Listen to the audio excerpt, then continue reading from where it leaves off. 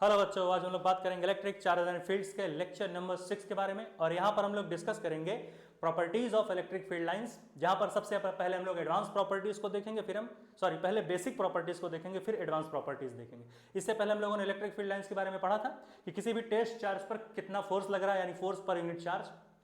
पूरा हमने डिस्कस किया है कि एक रीजन होगा, ठीक है, उस रीजन के तहत एक इन्फ्लुएंस आएगा चार्ज का, पूरा हमने वहां पर डिस्कस किया। लेक्चर नंबर 5 में वहां देख लेना, यहां हम प्रॉपर्टीज डिस्कस करेंगे। तो जो सबसे पहली प्रॉपर्टी होगी वो हम देख लेते हैं, ठीक है। देखो, तो सबसे पहली प्रॉपर्टी होगी वो क्या होगी कि मान लेते हैं, इन्होंने कहा कि अगर हमारे पास इलेक्ट्रिक फील्ड लाइन गिवन है तो इलेक्ट्रिक फील्ड लाइन के डायरेक्शन को हम लोग बहुत ही आराम से पता कर सकते हैं। कैसे? एक टेंजेंट को ड्रॉ करके। अगर हमारे पास इलेक्ट्रिक फील्ड लाइन गिवन है तो उसके अलोंग हम एक टेंजेंट ड्रॉ करेंगे, और जो डायरेक्शन टेंजेंट का होगा वही डायरेक्शन इलेक्ट्रिक फील्ड लाइन का हो जाता है। सिंपल सी बात है। टेंजेंट क्या है कि सरकमफ्रेंस को टच करती हुई कोई लाइन जो जाए वो टेंजेंट हो जाती है। जैसे यहां पर हम लोग देख लेते हैं, मान लेते हैं हमने जो है इलेक्ट्रिक फील्ड लाइन बनाया, ठीक कुछ इस तरीके से। तो हमने इलेक्ट्रिक फील्ड लाइन बनाई, तो इलेक्ट्रिक फील्ड लाइन को टच करता हुआ एक टेंजेंट हमने बनाया जो ब्लू में दिख रहा है। ये इलेक्ट्रिक फील्ड लाइन है येलो में। तो जो इलेक्ट्रिक फील्ड लाइन को टच करता हुआ ये जो टेंजेंट जा रहा है, ये टेंजेंट, ठीक है, यही बताता है इस इलेक्ट्रिक फील्ड लाइन के डायरेक्शन को। तो जिस डायरेक्शन में टेंजेंट जा रहा है वही डायरेक्शन है इस इलेक्ट्रिक फील्ड का। देख लो भाई। फिर इन्होंने कहा पॉइंट नंबर 2, इसमें इन्होंने कहा कि भाई अगर जो इलेक्ट्रिक फील्ड लाइंस गिवन है तो दो इलेक्ट्रिक फील्ड लाइंस कभी भी एक दूसरे को इंटरसेक्ट नहीं कर सकती, यानी दो इलेक्ट्रिक फील्ड लाइंस कभी भी एक दूसरे को काट नहीं सकती हैं। क्यों? ये भी हम समझेंगे क्यों नहीं काट सकती दो इलेक्ट्रिक फील्ड लाइंस आपस में एक दूसरे को। मान लेते हैं हमारे पास यहां पर दो फील्ड लाइंस है, मान लेते हैं एक ये फील्ड लाइन है, ऐसे एक ये फील्ड लाइन है हमारे पास, ठीक है। फिर हमने कहा कि हम एक और फील्ड लाइन बनाएंगे कुछ इस तरीके से। तो हमारे पास क्या हुआ, दो फील्ड लाइंस मिली, एक ये फील्ड लाइन हमारी बन गई, एक ये फील्ड लाइन बन गई। तो क्या होगा, इस पर्टिकुलर पॉइंट पर क्या हो रहा है, इस पर्टिकुलर पॉइंट पर ये दोनों फील्ड लाइंस एक दूसरे को इंटरसेक्ट कर रही हैं। तो हमने कहा कि एक टेंजेंट इस फील्ड लाइन पे बनाया, ऐसे चला गया, एक टेंजेंट इस फील्ड लाइन पे बनाया, ऐसे चला गया। तो एक पर्टिकुलर पॉइंट पर दो टेंजेंट बन गए। और अभी हमने पढ़ा कि टेंजेंट दिखाता है फील्ड लाइन के डायरेक्शन को। तो एक पर्टिकुलर पॉइंट पे दो टेंजेंट बनने का सीधा सा मतलब यह है कि एक पर्टिकुलर पॉइंट पे दो डायरेक्शंस हैं इलेक्ट्रिक फील्ड लाइंस की। क्या ऐसा हो सकता है? इलेक्ट्रिक फील्ड लाइन है, कोई भूत थोड़ी है कि एक ही बार में दो जगह हो जाए, एक बार में दो जगह थोड़ी पहुंच सकता है कोई आदमी, ठीक है। तो वही हुआ कि एक पर्टिकुलर पॉइंट पे दो फील्ड लाइंस के पास दो टेंजेंट हो गए। इसका मतलब एक पर्टिकुलर पॉइंट पर दो डायरेक्शन तो पॉसिबल है नहीं, एक पर्टिकुलर पॉइंट पर फील्ड लाइन का एक ही डायरेक्शन पॉसिबल है, यहां दो डायरेक्शन हो जा रहे हैं। तो इसलिए इलेक्ट्रिक फील्ड लाइंस कभी एक दूसरे को इंटरसेक्ट नहीं कर सकते, क्योंकि अगर इंटरसेक्ट करते तो एक पर्टिकुलर पॉइंट पे दो डायरेक्शन मिलता, और दो डायरेक्शन मिलना इज नॉट वैलिड। तो सीधी सी बात है, ये दो पॉइंट हो गए, नोट करो भाई, हम लोग आगे बढ़ते हैं। हो गया, चलो तो हम लोग नेक्स्ट पॉइंट पे आते हैं और देखते हैं नेक्स्ट प्रॉपर्टीज हमारे पास क्या क्या है। देखो, जो नेक्स्ट प्रॉपर्टीज है वो इन्होंने कहा कि जो हमारे पास दिख रहा है, हाँ, तो हमारे पास मान लो दो चार्जेस हैं। तो पॉजिटिव चार्ज, सबसे पहले हम देख लेते हैं पॉजिटिव चार्ज तो ये प्लस क्यू है। तो सुनो, अगर हमारे पास पॉजिटिव चार्ज है तो जो पॉजिटिव चार्ज की वजह से जो फील्ड लाइंस निकलती हैं उन फील्ड लाइंस का डायरेक्शन होता है अवे फ्रॉम द चार्ज। कहने का मतलब जो पॉजिटिव चार्ज होता है, पॉजिटिव चार्ज की वजह से जो फील्ड लाइंस निकलती हैं उनका डायरेक्शन चार्ज से दूर की तरफ होता है, चार्ज से दूर भागता हुआ डायरेक्शन होता है। जैसे पॉजिटिव चार्ज है तो इसकी वजह से जो फील्ड लाइंस बन रही है वो चार्ज से दूर भाग रही है, अवे फ्रॉम द चार्ज, ठीक है, ऐसे बोल सकते हो। या फिर दूसरी भाषा में बोल सकते हो, जैसे यहां पर लिखा है कि इमर्ज करती हैं, निकलती हैं, जो इलेक्ट्रिक फील्ड लाइंस है वो इमर्ज करती हैं पॉजिटिव चार्ज से, यानी कि निकलती हैं, इमर्ज होती हैं पॉजिटिव चार्ज से, और टर्मिनेट होती हैं, बोल सकते हो सबमर्ज हो जाती हैं जाके निगेटिव चार्ज में। सबमर्ज होने का मतलब क्या है, जैसे यहां पर ये एरो गलत है, ये जो एरो इधर है ये इधर नहीं होगा, ये कुछ इस तरीके से होगा, ऐसे। ये देखो, ये पॉजिटिव चार्ज का था अवे फ्रॉम द चार्ज, ये निगेटिव चार्ज का हो जाएगा। ये एरो यहां पर इस गलत हो गया, ये इस तरीके से दिखा सकते हो, ये देखो ऐसे टूवर्ड्स द चार्ज, समझ रहे हो, ये टूवर्ड्स द चार्ज हो गए ऐसे, ये इस तरीके से, ये देखो,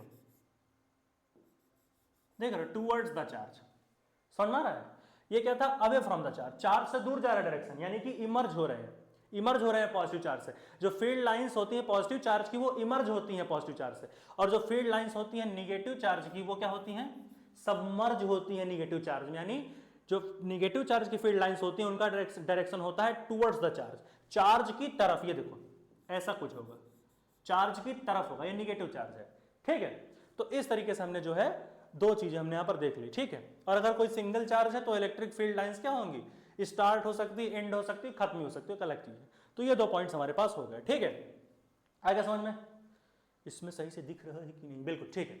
चलो तो हम लोग आगे आ जाते हैं, आगे की कहानी पे आते हैं। आगे इन्होंने कहा कि जो इलेक्ट्रिक फील्ड लाइंस होती हैं वो किसी भी कंडक्टर के थ्रू पास नहीं हो सकती। क्यों नहीं पास हो सकती है, क्योंकि कंडक्टर के अंदर जो इलेक्ट्रिक फील्ड का मैग्नीट्यूड होता है वो जीरो होता है, ठीक है।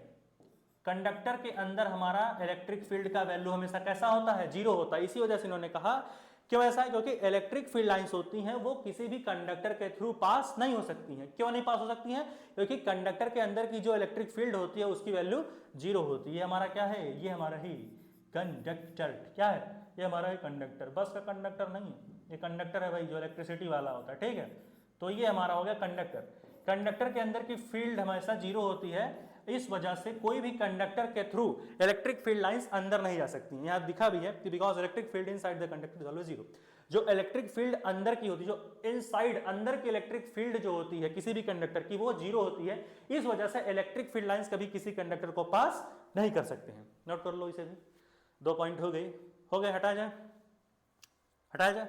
चलो आ जाते हैं हम लोग थोड़ा सा एडवांस प्रॉपर्टीज में। इन्होंने कहा कि देखो जो इलेक्ट्रिक फील्ड लाइंस होती हैं, अगर हमारे पास कोई कंडक्टर गिवन है जो कि ये हमारा क्या है, ये हमारा है कंडक्टर, समझ लो कंडक्टर ही तो है। चलो इन्होंने कहा कि जो इलेक्ट्रिक फील्ड लाइंस होती है just outside the conductor will always be perpendicular that particular conductor. कहने का मतलब है अगर हमारे पास कोई कंडक्टर गिवन है तो उस कंडक्टर के जस्ट आउटसाइड जो इलेक्ट्रिक फील्ड लाइंस का डायरेक्शन होता है, जो इलेक्ट्रिक फील्ड लाइंस होती हैं वो टुवर्ड्स द नॉर्मल यानी परपेंडिकुलर होती हैं।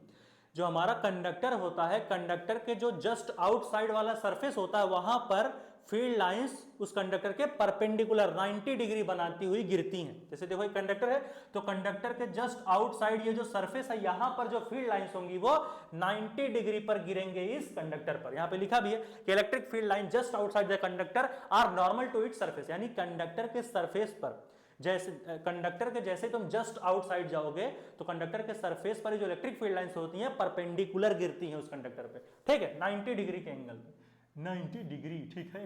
चलो फिर उन्होंने कहा कि जो इलेक्ट्रिक फील्ड लाइंस होती हैं कभी भी क्लोज लूप नहीं बनाती। जैसे मैग्नेटिक फील्ड के केस में क्या था कि वहां पर क्लोज लूप बनता है, अभी हम लोग पढ़ेंगे चैप्टर नंबर 4 में, ये तो चैप्टर नंबर 1 है। लेकिन जो इलेक्ट्रिक फील्ड लाइंस होती हैं कभी भी क्लोज लूप नहीं बनाती। नोट कर लो, क्लोज लूप नहीं बनाती। क्यों, क्योंकि जो इलेक्ट्रिक फील्ड लाइंस का नेचर होता है वो कंजर्वेटिव होता है। ये जो हम लोग इलेक्ट्रोस्टैटिक पोटेंशियल पढ़ेंगे तो वहां पर हम लोग समझेंगे ये क्या चीज है। अभी यहाँ इतना समझ लो कि इलेक्ट्रिक फील्ड लाइंस कभी भी क्लोज लूप नहीं बना सकती। इलेक्ट्रिक फील्ड लाइंस कभी भी क्लोज लूप नहीं बना सकती है क्योंकि इलेक्ट्रिक फील्ड का जो नेचर होता है वो कंजर्वेटिव होता है। नोट कर लो भाई, हो गया। चलो चलो हटाया जाए, आ जाओ नेक्स्ट प्रॉपर्टी पे आ जाओ भाई। नेक्स्ट प्रॉपर्टी क्या है, नेक्स्ट प्रॉपर्टी ये है कि देखो सीधी सी बात है, जहां पर इलेक्ट्रिक फील्ड लाइंस आपस में बहुत क्लोज में हो, यानी कि जहां पर इलेक्ट्रिक फील्ड लाइंस के बीच की गैपिंग बहुत कम हो, ठीक है, इसका मतलब क्या हुआ, गैपिंग कम है इलेक्ट्रिक फील्ड लाइंस के बीच का, तो इसका मतलब वहां पर इलेक्ट्रिक फील्ड लाइंस की डेंसिटी ज्यादा है। और जहां पर इलेक्ट्रिक फील्ड लाइंस की डेंसिटी ज्यादा होती है वहां पर इलेक्ट्रिक फील्ड लाइंस का मैग्नीट्यूड भी ज्यादा होता है। इसका मतलब सीधा सा है कि जितना ज्यादा इलेक्ट्रिक फील्ड लाइंस के बीच गैप कम होगा उतनी ज्यादा इलेक्ट्रिक फील्ड की मैग्नीट्यूड होगी। जैसे यहां पर क्या है, इलेक्ट्रिक फील्ड लाइंस के बीच का गैप कम है, इसका मतलब यहां पर डेंसिटी ज्यादा है इलेक्ट्रिक फील्ड लाइंस की, भाई डेंसिटी ज्यादा है। और अगर डेंसिटी ज्यादा है इसका मतलब इलेक्ट्रिक फील्ड का मैग्नीट्यूड भी ज्यादा होगा यहां पर as comparison to this picture. ये था हमारा केस 1। केस 1 में क्या था कि जो हमारी इलेक्ट्रिक फील्ड लाइंस हैं, जो हमारी इलेक्ट्रिक फील्ड लाइंस है, देखो ये क्या है, बहुत ही कम स्पेस पे है, इसका मतलब इनकी डेंसिटी ज्यादा है। डेंसिटी ज्यादा है तो ओवरऑल इलेक्ट्रिक फील्ड का जो मैग्नीट्यूड होगा वो यहां पर ज्यादा होगा। वही यहां पर जब आते हैं तो हमने देखा कि इलेक्ट्रिक फील्ड लाइंस के बीच का स्पेस बहुत ज्यादा है। यहां पर क्या था, इलेक्ट्रिक फील्ड लाइन के बीच का स्पेस बहुत कम था, तो डेंसिटी ज्यादा तो इलेक्ट्रिक फील्ड की मैग्नीट्यूड ज्यादा। इसमें केस में क्या हुआ, इलेक्ट्रिक फील्ड लाइंस के बीच का जो गैप है वो बहुत ज्यादा है, इसका मतलब इलेक्ट्रिक फील्ड लाइंस की डेंसिटी क्या है, वो बहुत कम है। और जब डेंसिटी बहुत ज्यादा कम है तो इसका मतलब है कि मैग्नीट्यूड भी कम हो जाएगा, यानी density is directly proportional to magnitude of the electric field. यानी जितना ज्यादा डेंसिटी होगा उतना ज्यादा इलेक्ट्रिक फील्ड का मैग्नीट्यूड, जितना कम डेंसिटी होगा उतना कम इलेक्ट्रिक फील्ड का मैग्नीट्यूड भी हो जाता है। इसका मतलब यहाँ पे क्या हो जाएगा, डेंसिटी यहाँ पर इलेक्ट्रिक फील्ड लाइंस की कम है, और जैसे ही इलेक्ट्रिक फील्ड लाइंस की डेंसिटी कम हो जाती है, जैसे ही इलेक्ट्रिक फील्ड लाइंस की डेंसिटी कम हो जाती है वैसे ही इलेक्ट्रिक फील्ड का मैग्नीट्यूड भी कम हो जाता है। यहां पर डेंसिटी क्या हो गई, कम हो गई, इसका मतलब जो इलेक्ट्रिक फील्ड का मैग्नीट्यूड है वो भी क्या हो जाएगा, कम हो जाएगा। क्या हो जाएगा बोल भाई, कम हो जाएगा, इलेक्ट्रिक फील्ड का मैग्नीट्यूड कम हो जाएगा। ठीक है, ये देखो ये हो गया हमारा मैग्नेट। तो सिंपल से पॉइंट से नोट कर लो, इसे हटाओ भाई। हो गया नोट, हो गया, बोल भाई। तो ये सारी प्रॉपर्टी जो हम लोग यहाँ पर देखते हैं कि जो हमें समझ में आ जाती है कि किस किस तरीके से यहाँ पर कहानियां बनती है। नोट करो भाई, नोट कर भाई, नोट कर। हो गया नोट, हो गया। चलो 1 2 3 4 पॉज करके नोट करो। हो गया, ये क्या हो गया, हो गया कि नहीं, हो गया नोट। चलो तो इस तरीके से हम लोगों ने यहां पर चीजें देख ली, नोट कर लो भाई इसे। अरे सिंपल सी बात है यार, इसमें क्या कहानी, डेंसिटी ज्यादा हो गई तो मैग्नीट्यूड ज्यादा हो गई, डेंसिटी कम हो गई तो मैग्नीट्यूड कम हो गई। ठीक है एक बार सब हम लोग रिकैप कर लेते हैं कैसे हम लोगों ने पढ़ा है चीजों को।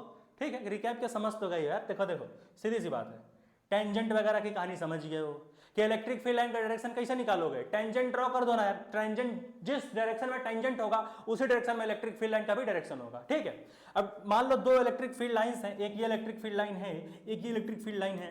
भाई देखो दोनों पर टेंजेंट जब ड्रॉ करोगे तो पता ये चलेगा कि देखो जो इंटरसेक्टिंग पॉइंट है यहां पर 2 टेंजेंट मिल जा रहा है, और किसी पर्टिकुलर पॉइंट पे 2 टेंजेंट ड्रॉ होने का मतलब इलेक्ट्रिक फील्ड का 2 डायरेक्शन। अब इलेक्ट्रिक फील्ड भूत तो है ना भाई कि एक पर्टिकुलर पॉइंट पे दो डायरेक्शन मिल जाए, ऐसा हो नहीं सकता। इसीलिए कहते हैं कि electric fields can't intersect each other. Note कर लो, बहुत बहुत धन्यवाद, हटा दिया जाए। चलो तो यहां पर इस लेक्चर को हम लोग खत्म करते हैं और बहुत बहुत धन्यवाद। इसके बाद आएगा एक नया लेक्चर जहां पर हम लोग डिस्कस करेंगे इलेक्ट्रिक डाइपोल्स के बारे में। अभी भी 4 लेक्चर आएंगे इलेक्ट्रिक चार्जेस एंड फील्ड्स पर और ये खत्म हो जाएगा। तब तक के लिए पढ़ाई करते रहें। All the very best. अगला लेक्चर हम बहुत ही जल्द आएंगे।